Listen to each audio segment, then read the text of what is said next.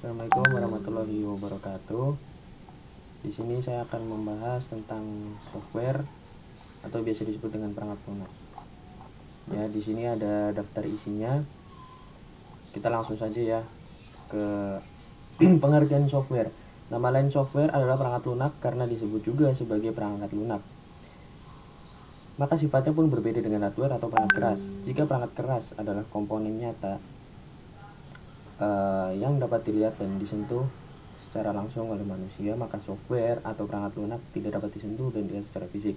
Software memang tidak tampak secara fisik dan tidak berwujud benda, namun bisa dioperasikan. Pengertian software komputer adalah sekumpulan data elektronik yang disimpan dan diatur oleh komputer.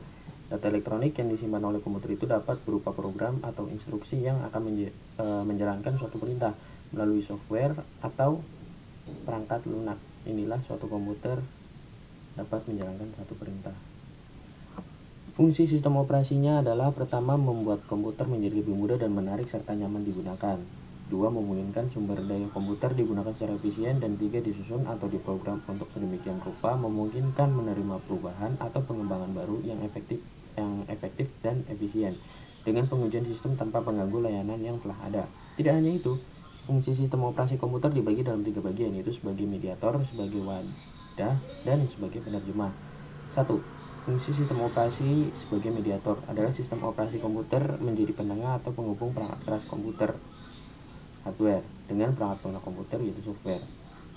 Fungsi sistem operasi sebagai wadah adalah sistem operasi komputer, tempat menginstal suatu aplikasi dan sebaliknya.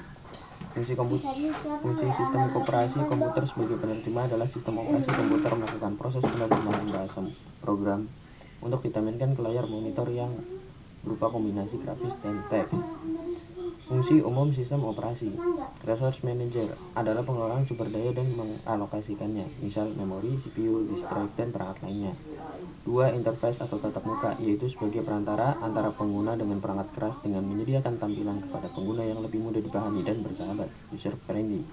3. Ada koordinator, mengkoordinasi dan menyediakan fasilitas sehingga aktivitas yang kompleks dapat diatur dan proses secara berurutan. 4. Ada guardian, ialah menyediakan akses kontrol dengan tugas melindungi file dan mengawasi data dan program. 5. Ada gatekeeper, berfungsi mengendalikan hak asas pengguna dalam mengendalikan yang berhak masuk ke dalam sistem dan mengawasi apa saja yang dilakukannya. Optimizer adalah sebagai penjadwal masukan input oleh user, pengasihan basis data, proses komputasi, dan penggunaannya. 7. Ada akuntan, yang mana berfungsi mengatur waktu CPU, penggunaan memori, pemanggilan I/O, disk drive, disk storage, dan waktu koneksi terminal. Server berfungsi untuk melayani pengguna komputer. Jenis-jenis software berdasarkan distribusi dan penyalurannya dibedakan menjadi beberapa macam, yaitu software berbayar, paidware, freeware, free software, dan shareware. Pertama, software berbayar, paidware. Software berbayar merupakan perangkat lunak yang didistribusikan untuk tujuan komersil. Setiap pengguna yang ingin menggunakan atau mendapatkan software tersebut dengan cara membeli atau membayar pada pihak yang mendistribusikannya. Pengguna yang menggunakan software berbayar umumnya tidak diizinkan untuk menyebarluaskan software tersebut secara bebas tanpa izin Anda penerbitnya. Contoh software berbayar ini misalnya adalah sistem Microsoft Windows, Microsoft Office, atau Photoshop, dan lain-lain. 2. Ada freeware. Freeware atau perangkat lunak gratis adalah perangkat lunak komputer berhak cipta dan yang gratis digunakan tanpa batasan waktu, berbeda dari shareware yang mewajibkan penggunanya membayar, misalnya dalam jangka waktu percobaan tertentu atau untuk memperoleh fungsi tambahan. Para pengembang perangkat gratis seringkali membuat perangkat gratis freeware untuk disumbangkan kepada komunitas, namun juga tetap ingin mempertahankan hak mereka. Sebagai pengembang dan memiliki kontrol terhadap pengembang selanjutnya, freeware juga didefinisikan sebagai program apapun yang didistribusikan gratis tanpa biaya tambahan. Sebuah contoh utama adalah web browser dan mail client, dan Mozilla News juga didistribusikan di bawah GPL Free Software. Yang ketiga ada free software. Free software lebih mengarah kepada bebas penggunaannya, tapi tidak harus gratis.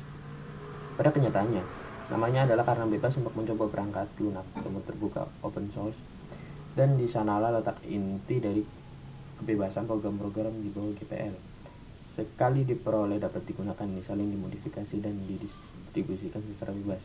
Jadi free software tidak mengarah kepada gratis pembelian, tetapi penggunaan dan distribusi. Begitu keluar dari lisensi, kita dapat menemukan berbagai cara untuk mendistribusikan perangkat lunak, termasuk freeware, shareware, atau adware.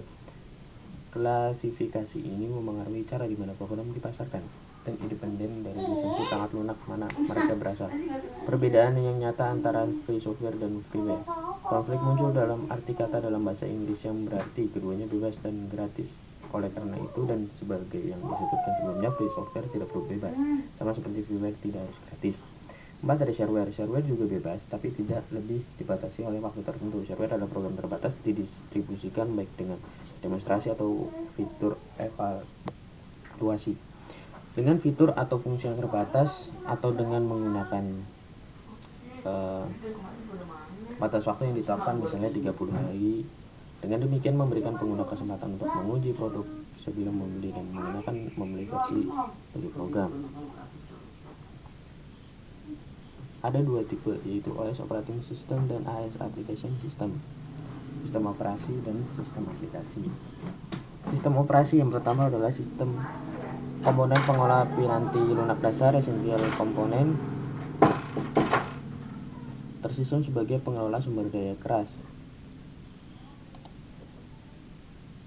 hardware dan menyediakan layanan umum untuk aplikasi perangkat lunak. Sistem operasi adalah jenis yang paling penting dari perangkat lunak sistem dalam sistem komputer. Tanpa sistem operasi, pengguna tidak dapat menjalankan program aplikasi pada komputer mereka, kecuali program booting.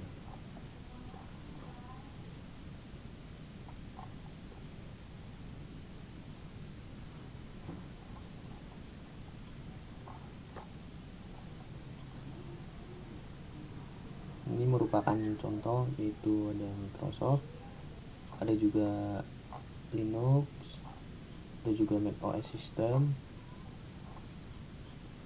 Ya, ini mungkin akan kita bahas dalam video selanjutnya.